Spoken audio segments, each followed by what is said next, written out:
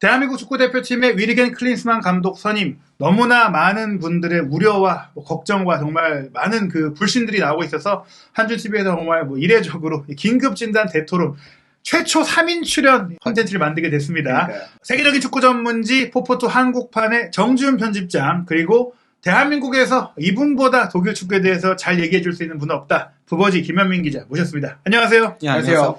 오늘 이 마이클 밀러 기술위원장, 전력 강화 위원장이 클린스만 감독 왜 선임했는지 이제 얘기를 했기 때문에 저희가 이제 많은 얘기를 나눌 수 있게 됐어요. 예, 근데 이름부터 그냥 미하일 밀러로 해야 되는 거 아닌가요?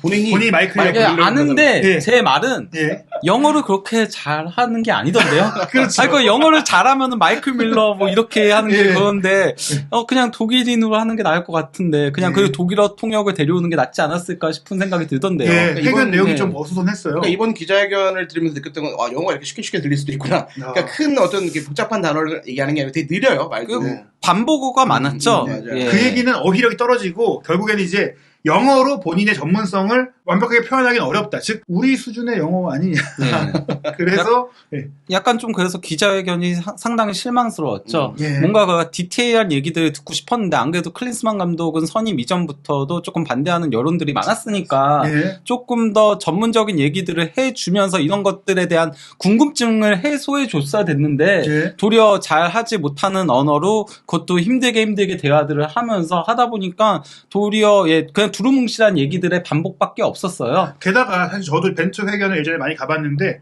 이런 기자회견이 1시간 넘은 적이 거의 없었는데 1시간 반이나 했잖아요. 1시간 반을 했고요. 근데 1시간 반을 했는데도 질문이 다 나오지 못했어요. 일단 질문 하나를 했을 때 뭔가 우리가 명확한 답변들, 그러니까 5가지 기준에 어떤 게 충족이 되냐. 사실 충족이 안 되니까 계속 물어보는 거거든요. 그렇죠. 근데 충족이 안 되는데 자꾸 충족된다. 인간적이면 그 영어로 계속 휴먼 뭐 이런 얘기 저는 계속 그러니까 하고. 예. 그 얘기를 한 거 자체가 전문성이 떨어진다는 거를 본인이 깔고 갔다라고 생각을 해요. 예. 만약에 그러니까 그런 기준들이 확실하게 그 5가지 덕목은 본인이 먼저 그 마이클 밀러 위원장이 부임했을 때부터 얘기를 했던 거였잖아요. 새 감독을 선임하는 데 있어서의 예. 그 전문성이라던가 아니면 동기부여라던가 뭐 이런 것들에 대해서 5가지들 리더십이라던가 뭐 이런 5가지 조항들을 얘기를 한 건데 거기에 대한 질문을 했을 때 어떤 것들이 충족시키고 어떤 것들이 조금 부족해서 그런 것들 어떻게 메울 것인지에 대한 얘기들이 나왔어야 되거든요. 그렇죠. 근데 그런 얘기는 안 하고 인간적인 부분을 계속 강조를 했거든요. 예. 강한 성격, 네. 좋은 스타 선수 출신, 스타 선수 장악력 이런 네. 얘기를 했는데, 그리고 이제 사실 이제 화두로 꼽았던 것이 이제 클린스만 감독이 그래도 한국 축구의 발전에 기여를 해야 되고 전술적인 면에서 그래도 뭔가 우리가 외국인 감독을 데려올 때는 그런 것들을 바라고 데려오는 거잖아요. 사실 그 동기부여나 리더십은 홍명보 감독도 할 수 있어요. 최용호 네. 감독도 할 수 있고. 근데 그게 아니라 유럽 선진 축구를 배우자고 하는 건데, 지금 클린스만 감독에 대해서 기대하는 면을 득점 기회를 더 만들고 더 득점하는 면이다. 이게 맞나요? 어떻게 그 지금까지 보신 클린스만 감독 어때요? 그러니까 이거는 수석 코치에 따라서 달라집니다. 그러니까 독일 대표팀을 했을 때는 공격적인 축구를 했고요. 그거는 왜냐면 요하임 레브 수석 코치가 예. 사실상 팀을 전술적으로 운영을 했었기 때문에 그런 거고요.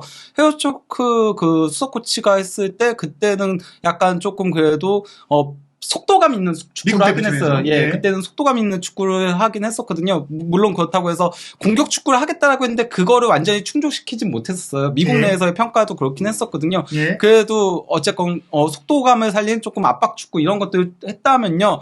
그 다음에 이제 그 헤르타 베를린 감독을 했을 때는 알렉산더 누리가 이제 수석 예. 코치 했었거든요. 과거에 그 브레멘 감독도 했었는데 그 이후로는 약간 지금 커리어가 꺾여 있는 상태인데 그 코치일 때는 그냥 선수비 후 역습 그리고 대놓고 롱볼 축구를 했어요. 예. 그리고 저는 뭐 헤르타에서 그렇게 하는 것 자체가 잘못된 건 아니라고 생각을 하거든요. 예. 그때는 뭐 잔류가 중요했던 상황이니까 그때 강등권 근처까지 가가지고 클린스만이 임시 감독으로 부임했던 상황이니까 뭐 그럴 수 있었다라고 보지만은 어쨌건 기본적으로 수석 코치의 성향에 그냥 따라가는 감독에 더 가깝다라고 볼 수 있는 거거든요. 예. 누리는 브레멘 감독을 했을 때도 수비적인 축구를 했던 감독이었으니까요. 그런데 이번에 이게 수석 코치를 발표를 안 했기 때문에 그럼 어떤 축구를 할지 모르는 건데, 네. 그래서 이제 정준 기자 이제 밀러 위원장이 이렇게 얘기를 했어요. 이게 클린스만에게 기대하는 면이다라고 했기 때문에 그러면 이게 밀러 위원장도 클린스만이 어떤 축구를 할지 모른다는 얘기 아닙니까? 그러니까 이게 또 질문이 나왔어요. 이런 답변을 하니까 그게 아니라 그러면 클린스만 감독과 그런 스타일에서 얘기를 해서 말씀한 거냐? 그거에 대해서는 답변을 못했어요. 그 얘기가 그러니까 본인인 거는 그러니까 제 생각에는 클린스만 선수 시절을 얘기하면서 공격수니까 예. 득점기를 많이 만들지 않겠어? 이런 네. 이런 느낌일 것 같고 확실한 거는 밀러 위원장도 클린스만에 대한 그 전술적인 면모가 부족하다는 걸 이미 인정을 한 꼴이 됐어요. 예. 그리고 그리고 또 스타일이 전혀 좀 안 잡혀 있다. 그러니까 우리가 벤투 감독 스타일을 4년간 잘 이어왔는데 이걸 또 이어갈 거냐라고 했을 때 그것도 답변을 못해 카피하지 않을 거다고 얘기를 해버렸으니까 예. 그러면은 결국에는 밀러든 아니면은 클린스만이든 스타일이 없다라는 거는 분명해졌고 다시 만들어야 되는 상황이 된 거죠. 예, 그리고 이제 또 하나 좀 논란이 됐다고 보는 것이 클린스만 감독이 다른 그 5인 후보 중에 뭐가 높은 평가를 받았냐고 했더니 인간적인 면. 이거는 사실 수치로 측정하기도 애매하고 논의가 되기도 어렵고 우열을 가리기가 어려운 건데 그러면서 설명하는 게 클린스만의 성격이 매력적이고 한국 대표팀을 본인이 가장 강하게 원했다. 이거는 선임의 동기가 될 수 없어요. 원한 거는 솔직히 제가 봤을 때는 공개적으로 인터뷰했던 토어스탠 핑크도 있고 뭐 프레스 다 원했어요. 원한 사람은 많았는데 왜 클린스만이냐? 이거에 대해서 명확한 대답이 없을 뿐더러 저는 이게 좀 문제라고 생각합니다. 프리미어리그 예를 들면서 거기서는 감독을 헤드코치가 아니라 매니저라고 네. 부른다. 그러면서 관리자니까 저 큰 그림 가지고 컨트롤하는 거라고 얘기를 했는데 이게 조금 이제 사실 최근에 프리미어리그랑 안 맞는 얘기 아닌가요? 그러니까 프리미어리그에서 매니저라고 부르는 건 맞거든요. 그 예. 차이가 있고 그래서 이제 뭐 독일이라던가 라리가라던가 뭐 이런 데들은 단장의 역할이 크고 반면 이제 프리미어리그가 감독의 역할이 많기 때문에 많이 주어지기 때문에 그래서 이제 프리미어리그 감독을 과거에 선호했던 케이스들이 많긴 한데 요새는 프리미어리그도 전문성으로 많이 가고 있거든요. 그러니까 예. 변화하고 있는 중이에요. 예, 근데 과거의 사례를 끼워가지고 온 거는 조금 아니지 않나 싶은 생각은 들긴 했었습니다. 그러니까 이게 밀러 위원장의 전문성이 좀 의심되는 발언이긴 했었어요. 위원장의 강성이. 예. 그러니까 예. 전문성. 그러니까 프리미어리그 예를 들면서 이거는 다 아는 내용, 이거 누구나 다 아는 내용, 축구 팬들 다 아는 내용이고. 근데 최근 프리미어리그 말씀하신 것처럼 이렇게 변해가고 있는데 그런 걸 못 짚고 그냥 단순하게 매니지 그러니까 전술적인 능력이 없다라는 걸 이미 인정을 해버린 것 같고 그리고 한국에 대해서 뭐 동기부여와 뭐 인간적인 면, 환경적인 면에서 계속 얘기하는데 그거는 맞아요. 클린스만 감독이 한국에 정말 오고 싶어하는 예. 그리고 이미 거주를 하겠다라는 걸 이미 조건을 내걸었다고 하더라고요. 예. 그러니까 그건 맞는데 우리가 좀 뭔가 좀 궁금했던 전술적인 능력이라든가 뭐 이런 그리고 베를린 시절에도 이미 막 안 좋게 나가고 뭐 이런 그렇죠. 것들에 갑자기 대한 나갔죠. 우려가 있었는데 그런 거에 대한 답변은 되지 않았다. 그러니까 예를 들면은 예전에 김판권 위원장이 벤투 감독을 선임했을 때는 왜 올림피아코스에 그런 일이 있었고 충칭에서는 어떤 일이 있었는지를 좀 디테일하게 얘기하면서 그게 예. 벤투만의 문제가 아니라 이런 일들이 있었다고 해서 우리가 다 면접하면서도 물어봤다. 이렇게까지 설명을 했는데 이번에는 말씀하신 대로 클린스만을 넘어서 클린스만은 아직 안 왔으니까 와서 기자회견을 하면 그때 얘기하면 되는 거고 밀러 위원장이 의심스럽다. 밀러 위원장 일 제대로 알고 있는 거 맞냐? 이런 생각이 들 정도의 기자회견이었고요. 약간 전체적으로 다 두루뭉실했어요. 예. 그리고 전 이게 얘기도 좀 답답했어요. 축구는 전술만이 답은 아니다. 이거 뭐 맞아요. 전술이 전부는 아니지만 전술이 필요하잖아요. 그리고 그렇죠. 이제 저는 이 부분이 좀 한국 대표팀에 맞냐. 스타 플레이어를 관리해야 하는 점. 아니 한국 대표팀이 정말 클린스만급의 혹은 레알 마드리드의 지단 선임 같은 사례처럼 선수들이 다 잘났고 정말 스타라서 스타 출신 감독이 아니면 말 안 듣는 그런 팀이냐. 어떻게 보시나요? 그리고 여기에 대해서 더 한마디 하고 싶은 게 뭐냐면요. 스타 플레이어 관리해야 하는 점에 어떤 의미에서는 클린스만은 단점이 있었던 사람이에요. 심지어. 예, 그래서 스타 플레이어 관리가 도리어 안 됐던 스타일이고요. 그것 때문에 이제 독일 대표팀이라던가 미국 대표팀이라던가 그리고 또 이제 헤르타 베를린 감독을 했었을 때 전부 다 도리어 베테랑들을 내치고 새로운 선수들을 데려오는 케이스였거든요. 예. 그걸로 뭐 나름 재미도 보기도 했었지만은 그것 때문에 도리어 팀 내 불화를 일으키기도 했었어요. 뭐 예를 들어가지고 독일 대표팀을 맡았을 때는 올리버 칸을 이제 벤치로 내리면서 이엔스 레만을 이제 주전으로 활용을 했던 부분들이 있었거든요. 예. 물론 그때는 칸이 이제 인내하고 참고 가면서 아무 문제가 없게 넘어가긴 했었지만은 미국에서 이제 랜던 도노반을 아예 그냥 배척했을 때 그렇죠. 그때 굉장히 많은 이제 문제들이 발생을 했었거든요. 예. 그리고 이제 도노반을 내치기 이전에 보카네그라라고 이제 예. 그 미국 대표팀 주장이었던 오랜 기간 풀백으로 뛰었던 그 선수도 내쳤었거든요. 예. 예, 그것 때문에 좀 문제들이 있었고 헤르타 가서도 뭐 칼루의 케이스도 얘기를 했었고 심지어 이거는 SI에서 보도를 했던 거였는데요. 네. 스포츠 일러스트레이트 그 미국 유명한 스포츠죠. 거기서 보도했던 건데 클린스만의 비밀 노트가 발견돼가지고 그때 문제가 됐었다라는 얘기들이 있어요. 그게 그가 헤르타 감독을 맡았을 때 선수들에 대해서 평가를 본인이 내린 거예요. 뭐 그래서 뭐 쿠냐는 뭐 이 돈에 영입한 건 정말 대박인 거다, 뭐 메가 탤런트다, 뭐 이런 식으로 얘기를 하고 또 칼루에 대해서는 늙고 불필요한 선수 막 이런 식으로 험담도 조금 적고 했었거든요. 그게 그럼 이게 리더십이 없는 느낌인데요? 약간 그러니까 도리어 스타 플레이어 관리가 단점이 있어서 젊은 선수들로 조금 교체하는 유형의 감독이었는데 이게 과연 맞는 표현인가 싶은 생각은 들더라고요. 그 정준 기자 뭐 사실 뭐 벤투 감독의 사례라든지 슈틸리케의 사례도 봤겠지만 우리 대표팀 선수들이 그렇게 또 이제 세계적으로도 감독들의 말을 잘 듣고 또 웬만하면 이제 그런 학명이라든지 그런 것보다는 좀 흡수하는 스타일로 또 선수들이 좋아하잖아요. 그게 너무 큰 장점이죠, 사실. 우리 대표팀 선수들이 손흥민 선수라든가 물론 세계적인 선수들이 있죠. 뭐 김민재 선수 지금 월드클래스로 가고 있고, 근데 이 선수들이 대표팀은 남다른 동기별을 가지고 절실함을 가지고 뛴단 말이죠. 그러니까 어떤 감독이 와도 정말 열심히 하는 선수들인데 굳이 저는 강조할 이유가 있었을까? 그러니까 스타 플레이어니까 스타 플레이어를 관리할 거다. 이것도 말이 안 맞는 얘기지만. 우리나라 선수들은 그런 선수들이 아니란 말이죠. 이미, 그러면 우리가 좀 더 체계화된 전술이라든가 어떤 여러 가지를 가지고 왔어야 되는데, 그런 얘기는 사실 하지 않았고, 그리고 또 앞뒤가 바뀐 게 하다가 갑자기, 그러니까 질문이 이미 끝났어. 그러니까 다음 질문에 갑자기 하다가, 사실 맞아. 클린스만 전술적으로 괜찮아.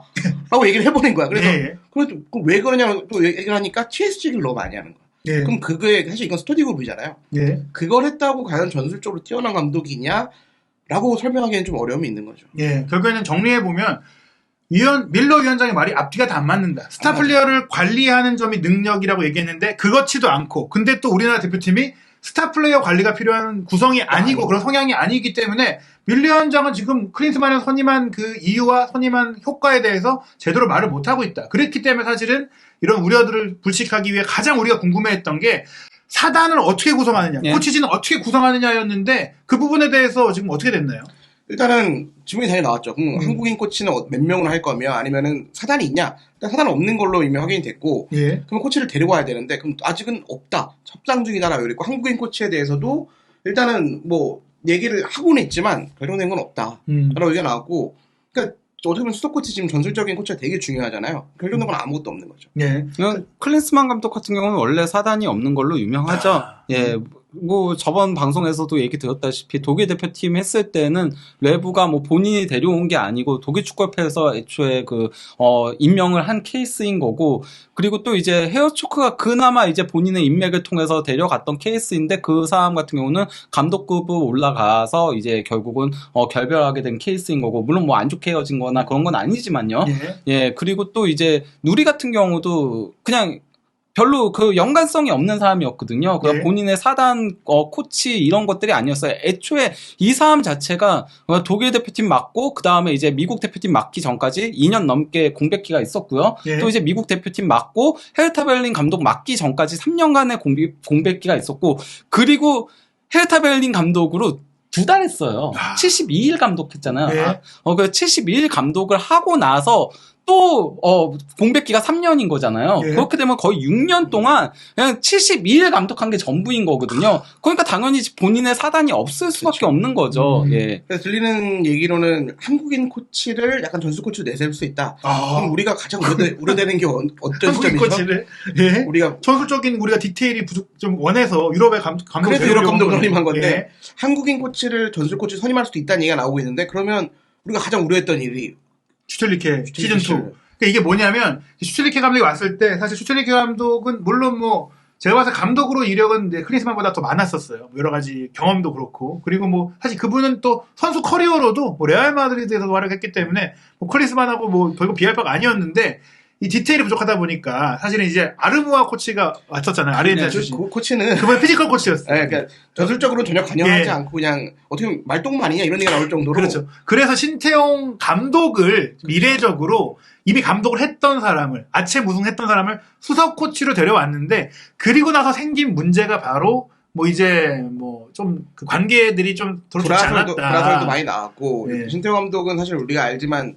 전술적으로 그래도 K리그 가장 그래도 인정받는 감독 중에 하나잖아요. 지금도 감독 생활 잘 하고 있고 러시아 월드컵도 어쨌든 독일을 또 잡기도 했고. 근데 그런 감독이 코치로 왔을 때 문제가 어쨌든 두 명의 머리가 있을 수는 없거든요. 그런 문제점들이 계속 수출릭 시절에 반복이 됐는데 또 이렇게 됐을 때는 어떻게 될 건지. 그러니까 협회가 정리를 잘해야 될 것 같고 임명을 정말 잘해야 될 것 같아요 이번에는. 예. 다만 근데 저는 슈틸리케 때보다는 조금 그 부분에 있어서는 덜 문제가 발생을 할 거라고 생각을 하는 요소가 있다면요. 예. 뭐 그 클린스만 감독이 그렇게 뭐 그 전술적인 부분이라던가 그런 것들에 대해서 터치를 하거나 하지는 않는 유형이거든요. 도리어 내버려둔 유형이기 때문에, 그리고 본인이 어느 정도의 한계도 알고는 있을 거예요. 제가 봤을 때는. 예.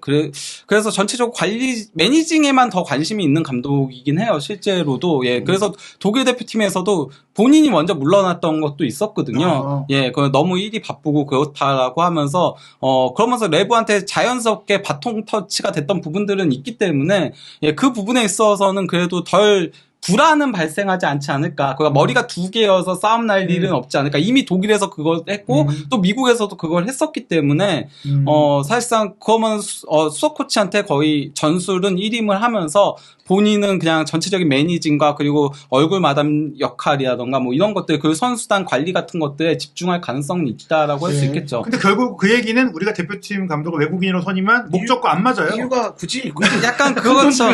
예. 우리가 데려와야 되나 싶은 게 가장 크죠. 이게 그럴 거면 그냥 한국 감독으로 어차피 사실 이렇게다가 지금 다시 선언된 건데. 그렇죠. 그럼 한국 감독으로 하는 게 맞지 않나라는 생각이 들 정도로. 그리고 또 하나의 부분은 결국에 이제 우리가 외국인 감독을 선임하지 않으려고 했던 이유 중에 하나가 또 예산 문제도 있는데, 지금 알려진 바에 따르면 뭐 벤투 감독 이상의 연봉을 제시했다라는 얘기를 SBS에서 보도를 했고, 제가 파악한 정보에 따르면 협상에 오갔던 금액이 250만 달러에서 300만 달러 사이에서 이제 협의가 이루어졌다고 하니까 그 금액 자체가 벤투 감독은 전체 사단이 그 돈을 받았던 거고, 지금 내가 봤을 때 사단이 없기 때문에 클린스만이 받는 돈이 아니겠느냐. 물론 이제 그게 이제 클린스만한테 이 일부는 사단이라고 얘기할 수도 있었을 거예요. 이것까지 저희가 모르겠어요. 중요한 건 지금 협상 중인 코치진이 와야 된다라는 건데, 이게 이제 앞으로의 가장 큰 관건이 아닐까. 이제 감독 선임이 됐으니 이제 아마 감독이 목요일 좀 들어와서 이제 기자회견도 막 협회에서 준비하고 있는데, 그때 발표를 할 수 있을까?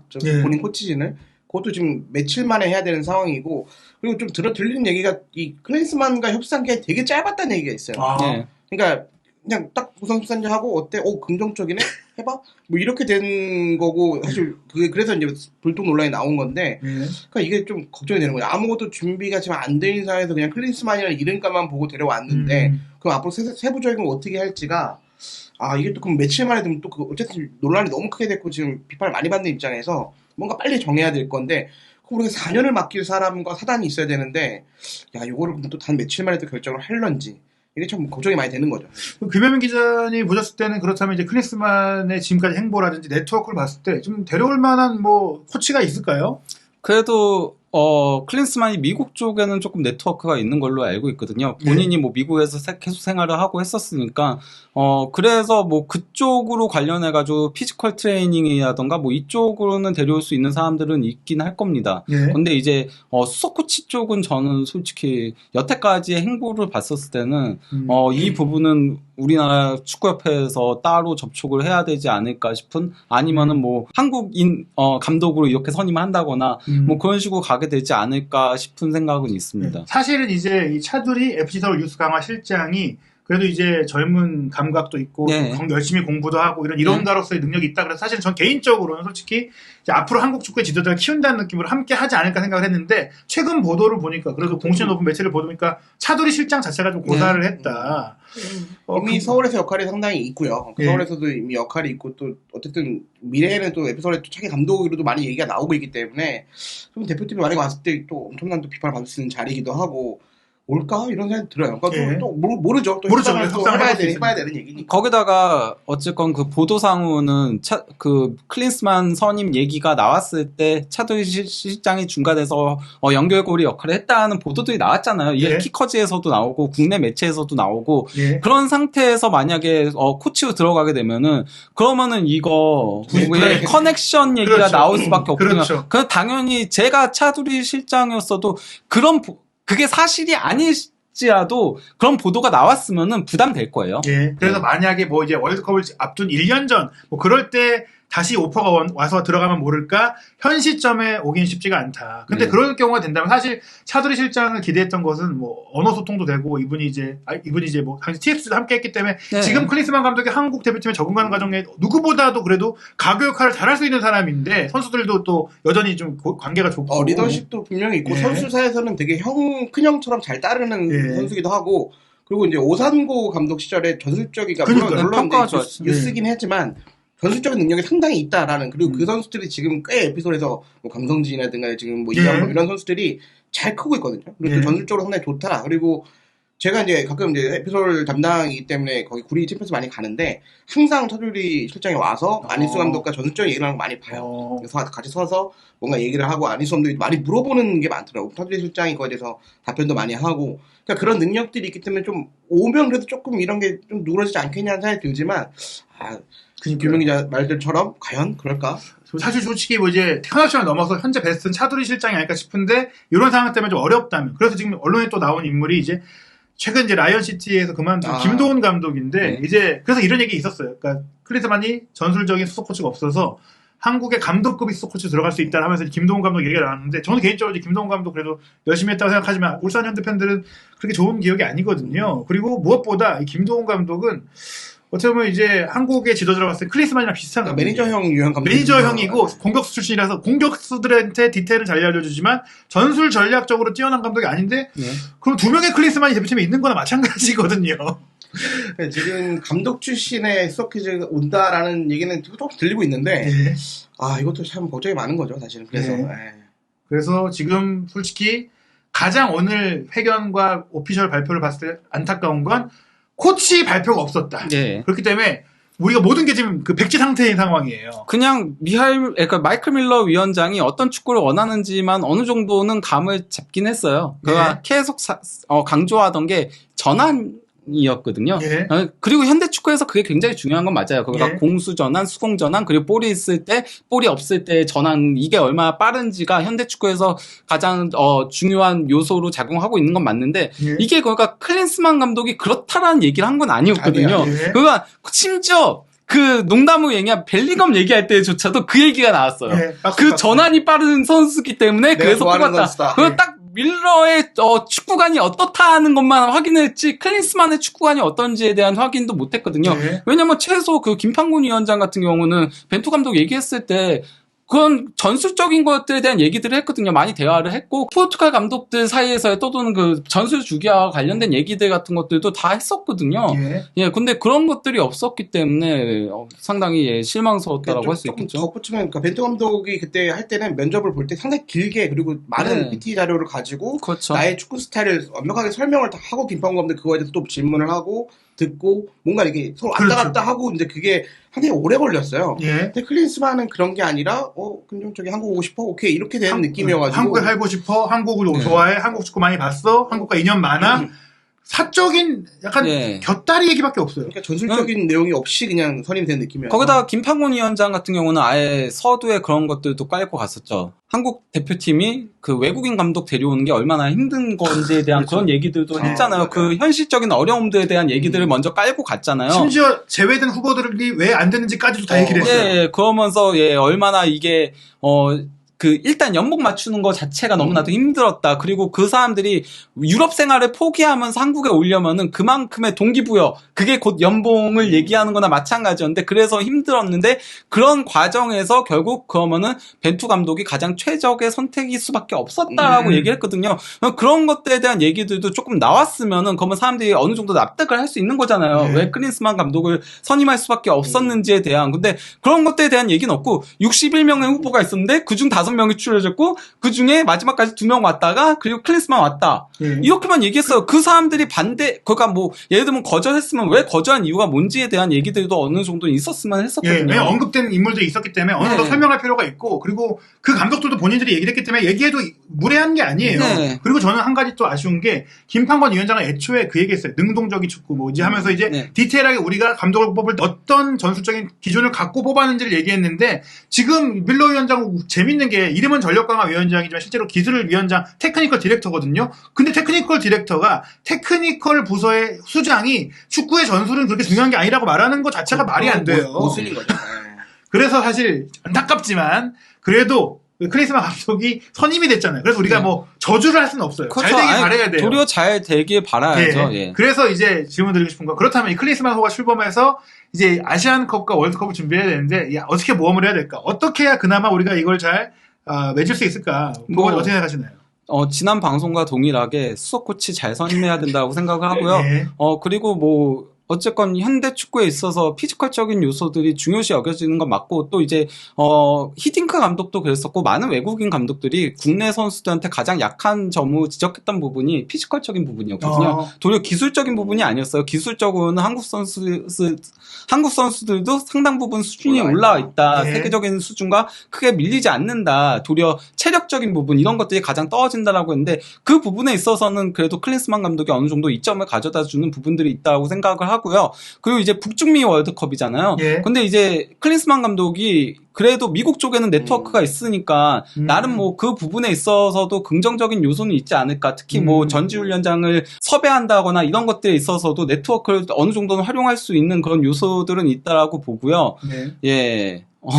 뭐 그렇습니다. 네, 그래서 뭐 일단은 이 월드컵이 북중미라고 말씀드렸지만 개최 도시 대부분이 미국이고 특히 토너먼트 이후는 아예 미국에서만 해요. 그렇기 네. 때문에 그래서 클린스만이 사실상 이제 미국 출신 감독이라고 봐야 돼요. 그래서 이제 미국에서 열리는 월드컵에 대해서는 조금 좀 이점이 이점이 있을 수 있다. 있다. 정지훈 편집장은 좀 어떻게 생각하세요? 사실 뭐 취재하면서 수많은 감독들을 또 취재했잖아요. 네. 클린스만 호가 잘 되려면 좀 뭐가 필요할 것 같다. 그러니까 수석 코치를 잘 데려오는 것도 맞는데 저는 어쨌든 코치진 중에 어쨌든 한 명 정도가 좀 젊고 감각이 좀 있고 되게 유능한, 그러니까 꼭 수석 코치가 아니어도 돼요. 저는. 그러니까 수석 코치가 전술 코치라는 명목하에 좀 젊고 정말 전술에 좀 유능한, 그러니까 조언을 계속 할 수 있는 사람이 좀 왔으면 좋겠다. 그러니까 좀 유명하지 않아도 좀 된다고 생각해요. 예. 그러니까 좀 유명한 무슨 꼭 감독 출신이 아니어도 되고 네. 전술적으로 완전 해박하고 세계적인 트렌드를 잘 읽고 이 사람과 대화를 하면서 만들어갈 수 있는 코치가 한 명은 무조건 와야 된다. 그게 꼭 수석 코치든 뭐 아니면 뭐 감독 출신의 코치가 아니어도 된다라는 생각이 좀 들고, 그렇게 됐을 때 어쨌든 그나마 좀 긍정적인 걸 설명을 드리면 U20, U23세 다 어쨌든 하겠다 본인이 적극적으로 하겠다라고 얘기를 했대요. 클린스만 감독이 그러니까 그거는 이제 연령별팀까지 관계자 뭐 얘기인데 네. 어쨌든 좀 전체적인 이 사람이 매니징형 감독이 와서 좀 전반적인, 그러니까 한국 축구 발전 어떻게 시킬 거냐 물어봤거든요. 그랬을 때 여러 연령, 그러니까 꼭 A 대표팀뿐만 아니라 여러 연령군 대표팀을 같이 함께 하면서 차이가 어쨌든 뭐 이런 뭐 지도자 경험이라든가 아니면 좀 세계적인 선수였으니까 그런 경험들을 좀 많이 노하우를 전수해주겠다. 그러면 이제 대표팀, A 대표팀에 한해서는 좀 전술적인 코치가 와야 된다 생각하고, 그리고 또 그런 얘기를 하더라고요. 또 많은 기대하는 것들이 네트워킹을 얘기를 하는데, 김민민 기자 같은 경우에는 이제 미국 쪽이 좀 더 많다 했지만 또 관계자들은 또 그런 얘기 하는 거. 그래도 유럽이니까 우리가 박지수가 왜 포르투갈 갔을 때 벤투 감독이 좀 소개했던 것처럼 한국 선수들이 좀 젊은 선수들 특히 이런 유럽에 진출하는 거에 있어서 좀 다리를 놔주겠다, 본인이 또 그런 적극적인 의지도 표명을 했다고 하니까. 독일 쪽이 좀 아무래도 그래도 그렇죠. 그런 게 없진 않겠죠. 선수팀에서 안 좋은 사람들이 또 관계자로 있으면 연결될 수 그런 있죠. 부분들을 좀 기대하고 있다라고 하는데, 그럼 기대치가 이게 단가? 네. 라고 그러니까 걱정은 그러면 되지만 감독이 아닌데 약간 테크니컬 디렉터가 온 것 같은데. 전체적인 한국 축구를 좀 뭔가 조언도 많이 하고 매니징을 할 생각으로 오는 것 같아요. 네. 그럼 A 대표팀, 우리가 이제 가장 기대하는 월드컵이나 A 대표팀 안에서는 좀 코치진 구성이 좀 잘 돼야 될 것 같다. 그래야 우리가 뭐 월드까지 바라볼 수 있을 것 같고, 그게 일단 1년 뒤에 아시안컵이 중간고사 역할을 할 거란 말이에요. 예. 그럼 그게 어느 정도 성적보다는 방향성을 그렇죠. 보여야 된다라는 생각이 듭니다. 예, 결국에 이제 클린스만 감독이 어떤 코치를 데려오냐 가장 중요하다는 뭐 결론이 좀 모여지는 것 같은데요. 그리고 또 그래도 미국하고 독일에서 있었던 사람이니까, 그리고 현재 어쨌건 축구 쪽에서 가장 그 데이터 관련한 분야들이 발전한 게 이제 독일하고 미국 쪽인 거거든요. 예. 예, 그러다 보니까 거기서 만약에 뭐 그래도 전문가들을 데려오게 된다면은, 그리고 그래도 TSG에서 활동을 했으니까. 그렇죠. 예, 그러면 더 들었을 거예요. 예, 분명히 생기긴 했을 가능성이 있거든요. 왜냐면은 거기 쪽에, 테크니컬 저기 연구 쪽에서 데이터 쪽에서 일하는 사람들의 대부분이 미국 아니면은 독일 아니면 네덜란드예요. 예. 그 세 분야가 가장 많거든요. 그래서 이제 옵타 세미나도 대부분 독일에서 해요. 예, 독일에서 해가지고 그래서 네덜란드나 이쪽에서, 그래서 왜냐면은 기본적으로 그래도 축구는 데이터화 하기가 힘들다 보니까, 그래서 이제 미국 스포츠의 데이터들을 많이 차용해갖고 와가지고 그걸 이제 축구식으로 변화를 시키는 과정들을 가져가거든요. 예. 예, 그래서 이제 뭐 예를 들면은 예전에 그 호펜하임 쪽이 이제 그런 것들을 굉장히 많이 하고 있기도 하고요. 예. 예, 그래서 그런 분야의 전문가들 데려와서 조금 더 디테일한 부분들을 살려나갈 수 있는 방안도 있지 않을까라는 생각은 해요. 네, 결국엔 이제 전술적으로 능력 있는 코치, 그리고 데이터 전문가, 그리고 이제 본인이 원래 전문인 네. 그 피지컬 분야의 코치 이렇게 3명 정도가 오고 유능한 한국인 코치 2명 정도 들어오면 조금 그래도 클린스만 감독이 아쉽다고 하는 부분들을 채워서 우리가 갈 수 있겠다. 근데 밀러 위원장도 데이터 부분을 되게 몇 번 강조를 했거든요. 아, 그러니까 네. 데이터, 그러니까 우리가 그동안 우리 한국 축구의 데이터가 사실은 없었죠. 네. 네. 그동안 뭐 어떻게 만들어 놓은 게 없었기 때문에 또 와서 하나의 또 변화가 있을 수 있으면 그거는 그래도 긍정적이지 않을까 싶습니다. 예, 저희가 뭐 클린스만 감독에 대한 우려를 얘기했지만 분명한 것은 이런 우려의 이유가 한국 대표팀이 잘 되길 바라기 때문이거든요. 저희가 저주하는 게 아니고 응원 안 하겠다는 게 아닙니다. 그래서 이제부터 이제 클린스만 감독이 오기로 했으니까 어떻게 하면 이 클린스만 감독에 대한 그 걱정들을 좀 좋은 방향으로 갈 수 있을지 계속해서 저희가 조언도 하고 또 분석도 하고 또 살펴보도록 하겠습니다. 3월 24일 콜롬비아전 그리고 3월 28일 우루과이전을 통해서 클린스만 호가 출범하게 되는데요. 이 경기 지켜보고 정지훈 편집장의 현장 취재기 그리고 부버지 김현민 기자의 정밀한 분석 통해서 한준TV와 한국 대표팀의 여정들 확인하시기 바랍니다.